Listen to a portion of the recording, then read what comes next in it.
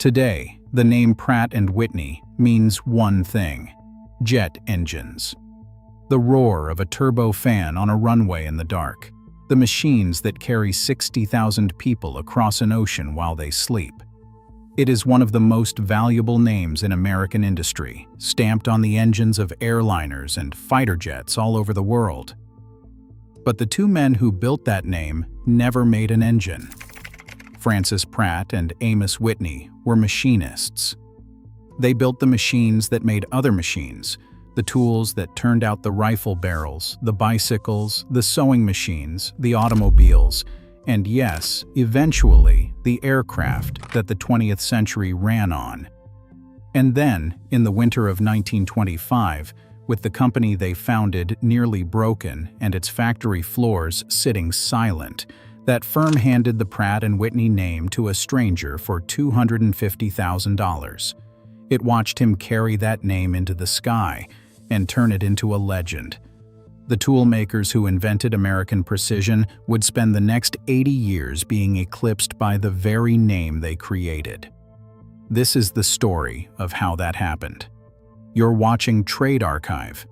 If industrial history is your cup of joe, take a second to like this video and subscribe. It tells us to keep making them. Now, back to two young mechanics in Hartford, Connecticut. In 1852, a 20-year-old named Amos Whitney stepped off a train in Hartford and walked into the most advanced factory on Earth. Colt's armory on the bank of the Connecticut River was a cathedral of machinery, a place where the future was being assembled one revolver at a time. Whitney had grown up in Maine, the son of a machinist and the grandson of a blacksmith, a distant relation of Eli Whitney, the man whose name was already attached to the very idea of interchangeable parts. At 14, he had walked into the Essex Machine Company in Lawrence, Massachusetts, to learn the trade among locomotives and cotton looms. Now, he was at Colt, and on that crowded floor, he met a slightly older man from Massachusetts named Francis Pratt. Pratt was the quieter of the two, a precise and deliberate man who had apprenticed under a machinist up in Lowell. The two of them recognized something in each other. Not ambition exactly. Something narrower and more obsessive. A belief that a machined part could be made perfect, that 1,000 of them could be made identical, and that the man who figured out how to do that reliably would hold the keys to everything that came after. In 1854, both men left Colt. They walked away from $8 a day, which was very good money, to take $2 a day jobs at the Phoenix Iron Works across town, a shop run by George S. Lincoln and Company. They did it because Phoenix would let them take contract work on the side. Pratt became superintendent. Whitney became his assistant. And in 1860, in a rented room barely large enough to turn around in, the two of them started building machines of their own at night. Their first product was a machine for winding silk thread, built for a linen company up the road in Willimantic. They were still working their day jobs. They were careful men. And that caution very nearly killed the company, because in 1862, the little shop where they kept everything they owned caught fire and burned to the ground. They had almost nothing left. What they did have was a reputation, and a third man willing to bet on it. Monroe Stannard, a machinist from New Britain, came in as a partner. Each of the three men put in $1,200, $3,600 in total, enough to rebuild. Stannard ran the new shop while Pratt and Whitney kept drawing their wages at Phoenix, because the country was at war, and the one thing the Union Army needed more than anything was a way to make guns faster. They rebuilt as Pratt, Whitney and Company. Within a few years, they had a 3-story brick machine shop on the edge of the city, sharing the building with a sewing machine company. And by the middle of the decade, the two founders finally walked away from their day jobs for good. In 1869, they incorporated. The fire had nearly ended them. Instead, it had forced them to go all in. Here is what made Pratt and Whitney different from almost every other shop in America. At the time, the world built precision goods the European way. A skilled craftsman would file and fit each part by hand until it worked, and no two finished products were ever truly alike. If a part broke, you brought it back to the man who made it. Pratt and Whitney bet their entire company on the opposite idea, the one the armories were chasing, what would come to be called the American system. Build machines so accurate that the parts they produced were interchangeable. Any part would fit any product. A barrel made in Hartford would drop into a rifle assembled in Ohio without a file ever touching it. The machine that made that promise real was the Lincoln Miller. Pratt had designed the first version around 1855, back at the Lincoln Works, and the very first one went to Colt's armory. Earlier milling machines drove the work under the cutter with a rack and pinion that moved in uneven jumps, good enough for rough shaping before a man finished the part by hand. Pratt replaced that with a smooth screw feed and a quick return. The table moved at a steady, controllable rate, which meant a low-skilled worker could lock in a setting and turn out thousands of identical, oddly shaped metal parts to an exact gauge.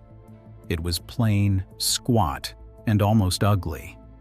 It was also one of the most important machine tools ever built in the United States. Pratt and Whitney alone made around 7,000 of them, and the broader family of Lincoln-type millers spread through American industry for the next half-century. One sits today in the Smithsonian. Think about everything that depended on a machine like that. The bicycle boom of the 1890s, the sewing machines in 100,000 homes, the typewriters that filled the new office buildings, and later, the automobile. None of it could be mass-produced until somebody built a milling machine that could turn out the same odd-shaped part to the same gauge, 10,000 times in a row. Pratt and Whitney built that machine, and then they sold it to everyone. Their other early triumph came out of the same war that had nearly ruined them. Rifle barrels demanded a hole drilled dead straight through a long bar of steel, and the deeper the drill went, the more it wanted to wander. Pratt and Whitney built deep-hole drilling and rifling machines that solved it with counter-rotation, spinning the drill and the barrel in opposite directions so the drift canceled itself out, flushing the steel chips clear with high-pressure coolant. The geometry was so sound that it never really went obsolete. More than a century later, some of the finest custom barrel makers in the world, names like Bartlett, Krieger, and Scheelen, still hunt down old Pratt and Whitney deep-hole drills and rebuild them, because nothing newer does the job any better. The competition was real. Over in Rhode Island, Brown & Sharpe had introduced the universal milling machine in 1862 and was building a precision business of its own.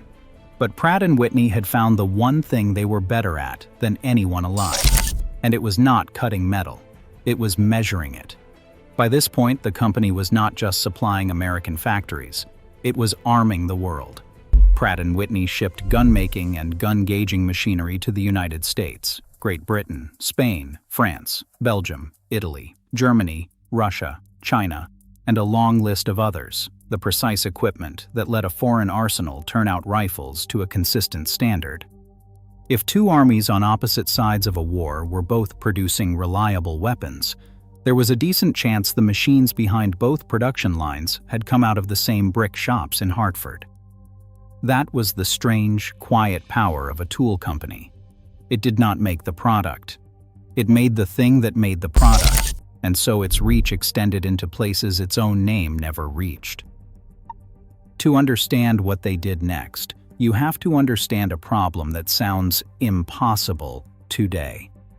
In the 1870s, there was no such thing as a standard inch. Think about that for a second. The entire promise of interchangeable parts rested on precise measurement, and yet a ruler in one Connecticut shop and a ruler in an Ohio shop might disagree by an amount large enough to ruin a whole batch of parts. Every factory measured against its own gauges. There was no master, no final authority, no agreed-upon length that everyone in the country could trust. So Pratt and Whitney decided to build one. In 1879, they hired two men to chase it. The first was William Rogers, an astronomer from the Harvard College Observatory, a man used to measuring the positions of stars to fractions no human eye could see. The second was George Bond, a young engineer trained at the Stevens Institute, who would go on to run the company's entire gauge division. Their assignment was to define a commercial inch, and then build a machine that could reproduce it, accurate not to the eye, not to the thread of a screw, but to fractions no shop floor had ever worked to. In 1882, they delivered it. The Rogers-Bond comparator could measure length to 1/50,000th of an inch. To put that in plain terms, that is 20 millionths of an inch, a tolerance far finer than the width of a human hair. The gauge division began turning out master copies of the great length standards of the world, working reproductions of the standard yard and the French meter, accurate to within a few millionths of an inch, so that a factory anywhere could own a piece of the true measure.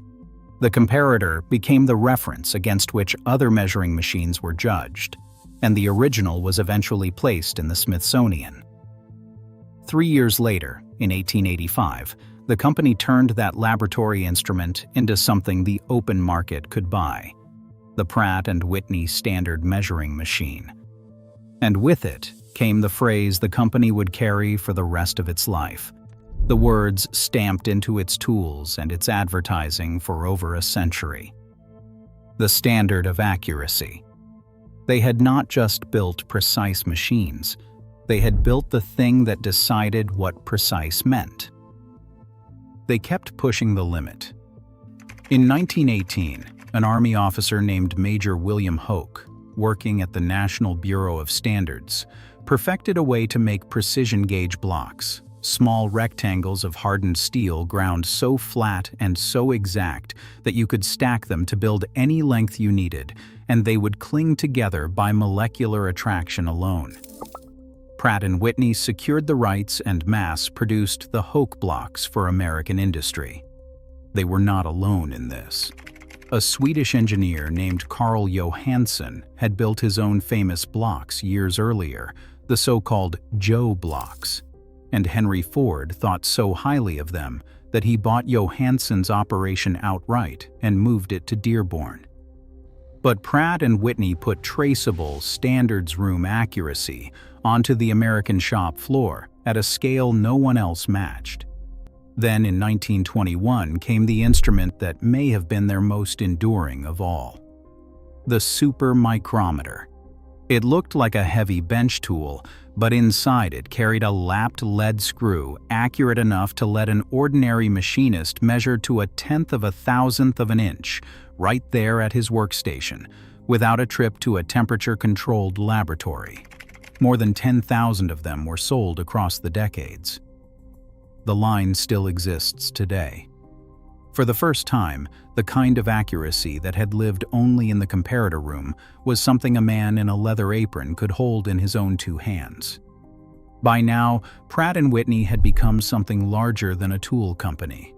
They were the keepers of accuracy itself, and the machines kept coming. Their jig borer let a machinist locate and bore holes to a precise position straight from a blueprint, every measurement taken from a single reference point, a method called coordinate dimensioning that is still the working language of machining today. It put them up against the great Swiss precision houses, firms like the Société Genevoise, and against an American rival named Moore that would eventually push the technique even further. Then, around 1930, they bought a company called Keller Mechanical Engineering, and with it a process the trade had already turned into a verb. Kellering. A Keller machine used a tracer, a probe that physically followed the contours of a wooden or plaster model and translated that movement through servos and hydraulics to a cutting head that carved an exact metal copy out of solid die steel. It came from the work of an engineer named John Shaw, who in the 1920s had figured out how to control a milling head electrically from a pattern. If you have ever wondered how the auto industry made the enormous, perfectly shaped steel dies that stamp out car roofs and fenders, this is the answer. And the Keller tracer is a direct ancestor of the computer-controlled machining that runs every modern factory floor on Earth. Pratt and Whitney now had their fingerprints on the entire machine age, from the rifle barrel to the car body. They were standing at the top of the mountain, and the ground was about to open under them. There is something you need to know about who actually owned the company by the time those machines were carving car dies. The two men who started it were no longer in charge of it.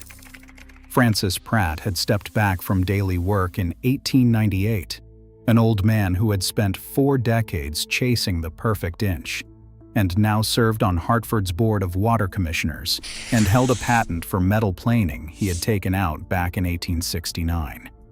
Then, in 1901, the firm Pratt and Whitney had built in a rented room was absorbed into a larger industrial trust called Niles Bement Pond, one of the holding companies that were sweeping up America's independent machine makers at the turn of the century. Amos Whitney, who had served as the company's president in its final independent years, retired the same year. He was still known to the men on the floor simply as Whit, and to the end he would walk the shop carrying a file in his hand, stopping to round off any sharp corner he passed because a careless edge offended him. Pratt died in 1902. Whitney lived on until 1920. By the time the Great Gamble came, both of them were gone, and the company that carried their names answered to a board of directors who had never run a lathe. The First World War had been enormously good for the machine tool business. Governments bought everything. Then, in 1918, the war ended, and the bottom fell out. Government contracts were canceled almost overnight. Worse, the market was suddenly flooded with thousands of barely used machine tools, sold off cheap by factories that no longer needed them, competing directly against the new ones Pratt and Whitney were trying to sell. By the early 1920s, the company that had conquered precision was bleeding money, staring at acres of idle factory space and capital it had no use for. It was that emptiness, the silent floors and the unspent cash, that accidentally gave birth to an empire. In 1925, an aviation engineer named Frederick Rentschler was looking for a backer.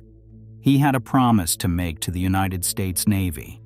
He could build an aircraft engine unlike anything they had ever flown, 400 horsepower in a package weighing less than 650 pounds, an air-cooled radial that could remake naval aviation. What he needed was money, tools, and a factory. And he had a connection. His brother Gordon and the industrialist Edward Deeds both sat on the board of Pratt and Whitney's parent company, a firm called Niles Bement Pond. The executives looked at their dying machine tool market and made the gamble of the century.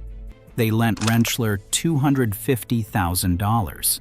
They handed him idle factory space, and they gave him the one thing that would turn out to be worth more than all of it.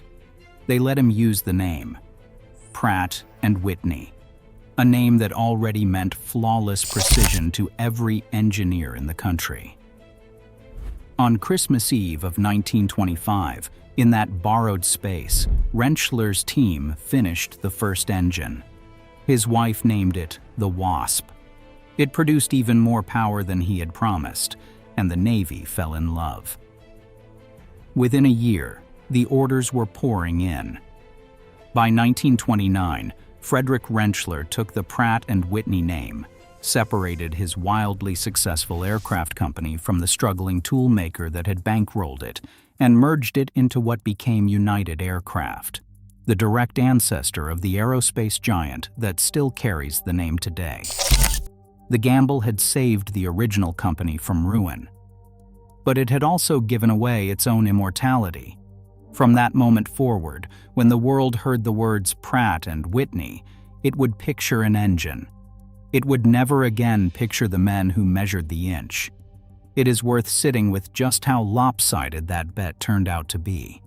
The Wasp and its descendants would be built nearly 35,000 times over, staying in production until 1960, powering trainers and transports and fighters across the world.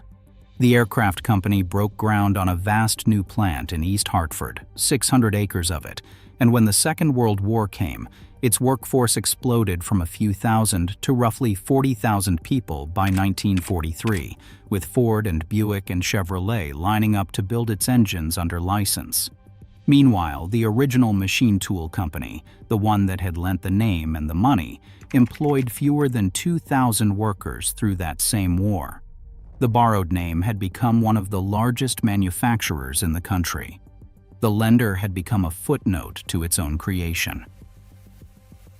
The toolmakers survived, and for a while, they even thrived again. In 1939, they moved out of their old Hartford home into a large modern plant in West Hartford. They poured everything into the Second World War, supplying the gauges and the gun-making machinery that armed the arsenal of democracy. But that war pushed the men on the floor to a breaking point, and when it ended, the floor pushed back. By 1946, the workers were exhausted.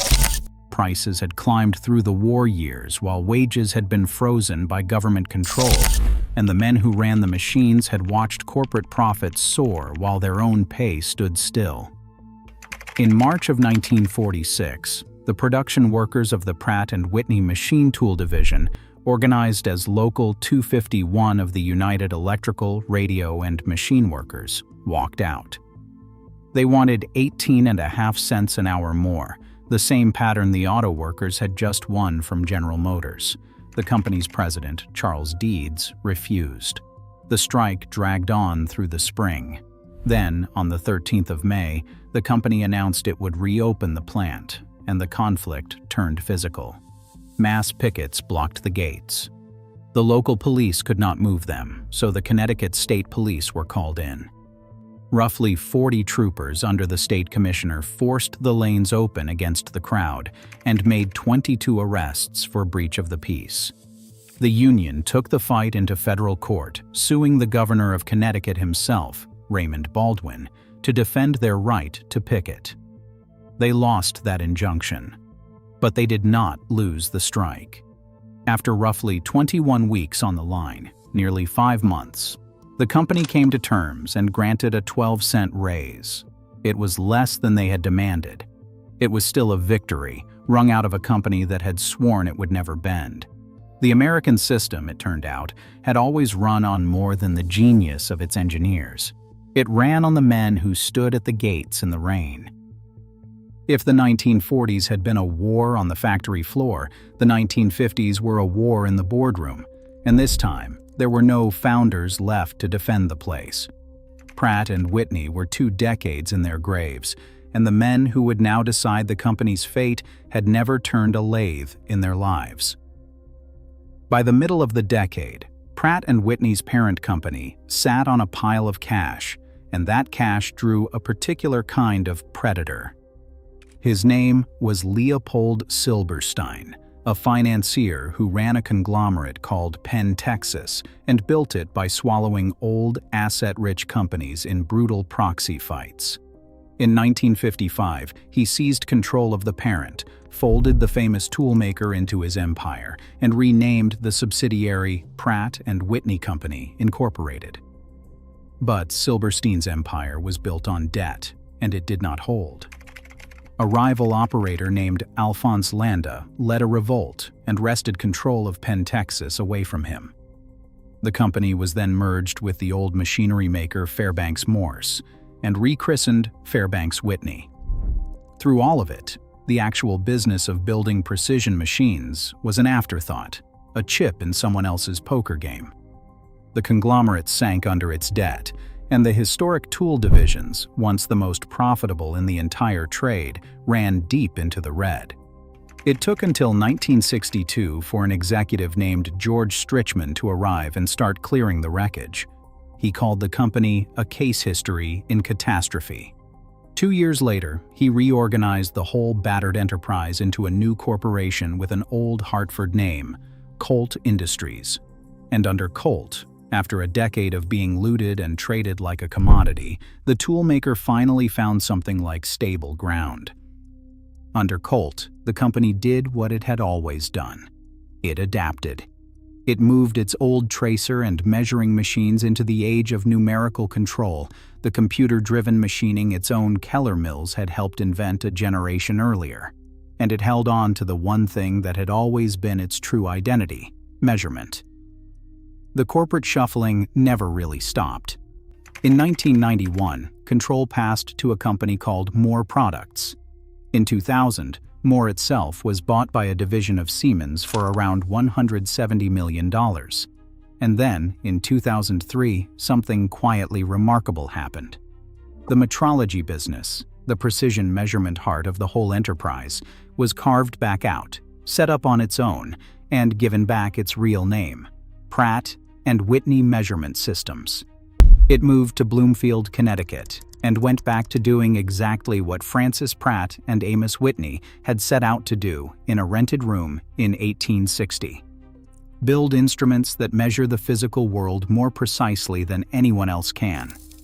Today, its machines resolve length to about 1/1,000,000th of an inch, and it still carries the words the company chose more than a century ago: the standard of accuracy.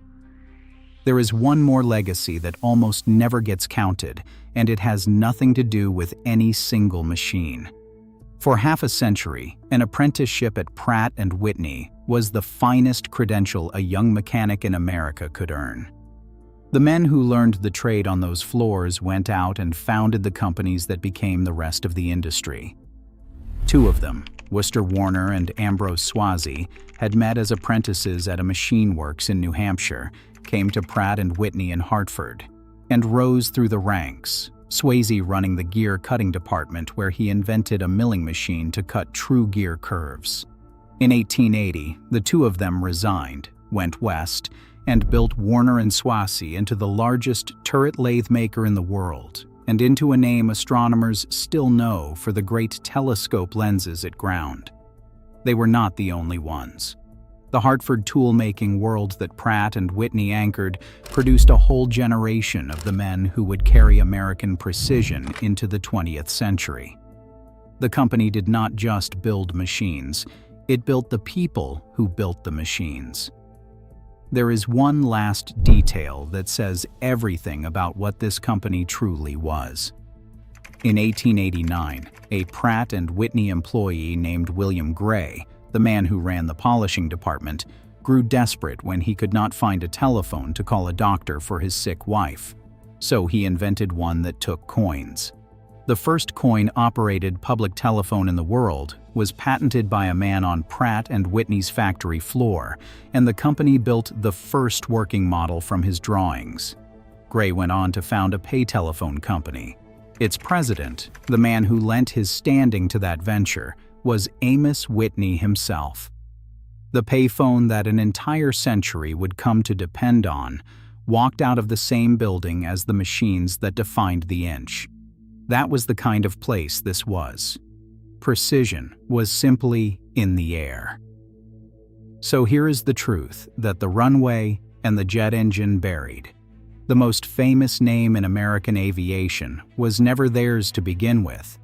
It was borrowed, in a season of desperation, from two machinists who never once left the ground. Frederick Rentschler carried the Pratt and Whitney name into the sky and made it immortal. But the men who created that name built something that may matter even more, and almost nobody knows it. They built the standard. Every interchangeable part, every engine, every car body and rifle barrel and measuring tool of the modern age traces back to the moment two obsessive mechanics in Hartford decided that good enough was not good enough and went looking for the perfect inch. The aircraft flew on their reputation. The world still runs on their accuracy. If this is the kind of story you want more of, then there is a video on your screen right now. We'll see you there.